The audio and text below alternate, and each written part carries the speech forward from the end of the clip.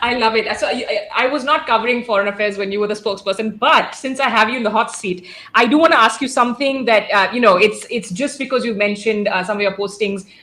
Let me frame this as a more hypothetical. When you see headlines, right, and these are for postings you've held in the past, and I'll give an example. Of course, India Canada has been in the headlines a lot. When you see headlines and journalists reporting on how ties are at an all-time low, things are going so wrong. As a former diplomat, what can you tell us about, like, as a reality check? Of course, it's quite possible that ties are strained because of certain things we've been reading about. But when you read those headlines, what do you think? Yes, so see, the problem is media is only focused on the sensationalist headlines. And for them, if things are going well and things are going normally as they should be, then there is no headline at all. There is nothing to report because it is business as usual. Only when things don't go well, that is when it becomes news. And that is why if you look at the media coverage on India's geopolitical evolution or India's geopolitical thinking, they will only focus on those areas where they think Indian diplomacy has not achieved the desired results and things like that.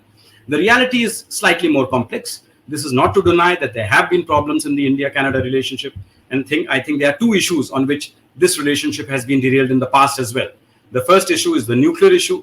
So when India tested its peaceful nuclear explosion, 1974, then Canada reacted very negatively because they were the first country that gave us nuclear technology, and they felt betrayed that we have used it to develop a nuclear device, a nuclear fission device.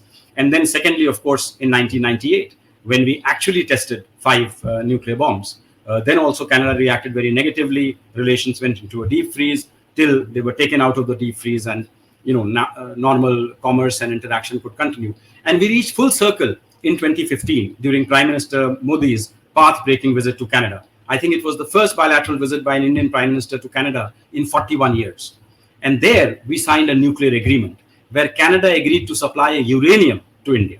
So imagine, from a time when Canada felt betrayed and said we should never have given you uranium, you made bombs from that, to a time when Canada felt confident enough that India will use this nuclear fuel only for peaceful purposes, for those reactors which are under IAEA safeguards. I think was a huge leap of faith and showed so much trust in the relationship.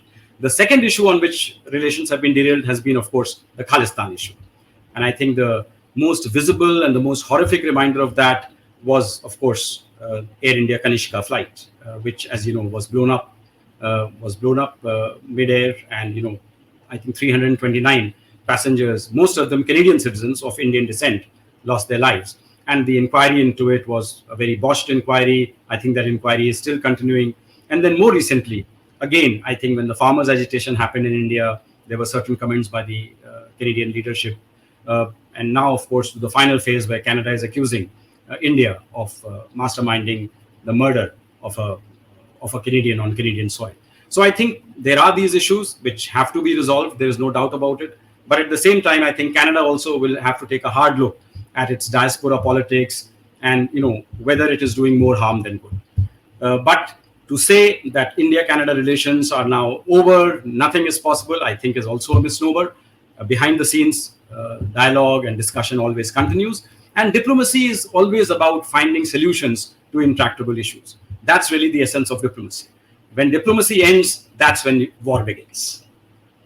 And that's when you really worry. And that's another bigger conversation about what's going on globally. Thank you so much. I appreciate your fielding that question with a straight bat.